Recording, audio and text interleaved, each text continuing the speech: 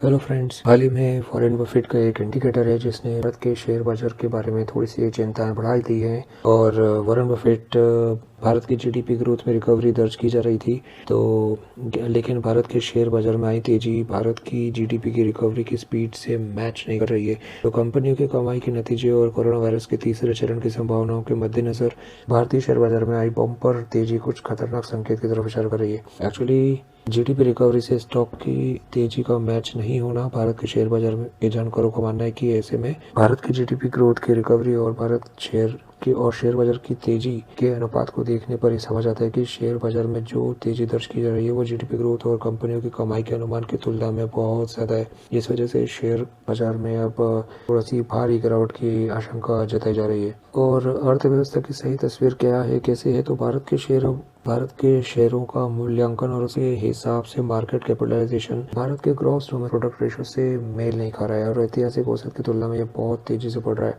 दुनिया के दिग्गज शेयर निवेशक वॉरेन बफे ने उनके इंडिकेटर के हिसाब से किसी भी देश के शेयर बाजार की सही वैल्यू को आंकने के लिए ये बेहतरीन तरीका होता है।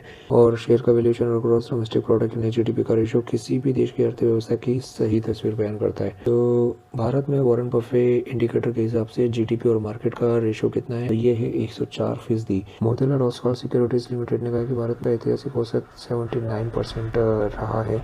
वॉरेन बफे इंडिकेटर के हिसाब से यह औसत निकालने के लिए किसी भी देश के टोटल मार्केट कैप को न्यूमेरिटर माना जाता है और जीडीपी को डिनोमिनेटर माना जाता है। विश्लेषकों के मुताबिक इसका मतलब यह है कि भारतीय शेयरों का मूल्यांकन बहुत महंगा हो गया है और जीडीपी ग्रोथ और कंपनियों की कमाई में रिकवरी की स्पीड धीमी है। निकट भविष्य में भारत की इकोनॉमिक ग्रोथ पर कोरोना वायरस बड़ा असर दिखा सकता है और इसमें तेज रिकवरी संभव नहीं है। तो इस इंडिकेटर के हिसाब से तो यही माना जा रहा है। अब ये कितना भरोसेमंद है और कितना इस पे भरोसा ना किया जाए ये तो डिपेंड करता है अपने भविष्य के गर्त में, लेकिन ये चीज छुपी हुई है। फिलहाल इसके ऊपर ना भरोसा किया जाए, इसके भी कुछ कारण है। उस वक्त जब ये इंडिकेटर बना था और आज, इन दोनों ही स्थितियों में थोड़ा सा पहला अंतर तो ये कि कोरोना वायरस के बारे में काफी सोच समझ कर निर्णय लिए गए, इसी आधार पर ये ग्रोथ की जा रही है। दूसरा ये कि वैश्विक स्तर पर भी यही कुछ हालात हैं, क्योंकि सभी दुनिया में यही हाल है। तो इसलिए जीडीपी पर सभी वैश्विक व्यवस्था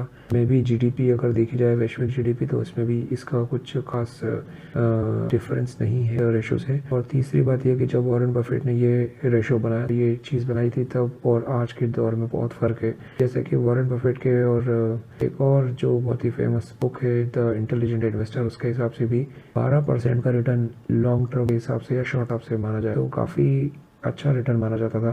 लेकिन आज के दौर में देखा जाए तो 20 से 30% का रिटर्न एक रिटर्न माना जाता है और लॉन्ग टर्म के लिए तो % तक का रिटर्न भी। तो जैसे जैसे मार्केट में वॉलेटिलिटी बढ़ी है वैसे वैसे ये चीजें ही उतनी भरोसेमंद नहीं रही हैं जो इंडिकेटर्स है। इसलिए ये इतना भी चिंताजनक बात नहीं है, फिर भी एक कॉशियस था, एक चेतावनी थी जिसे आपको बताया। अगर आपको ये वीडियो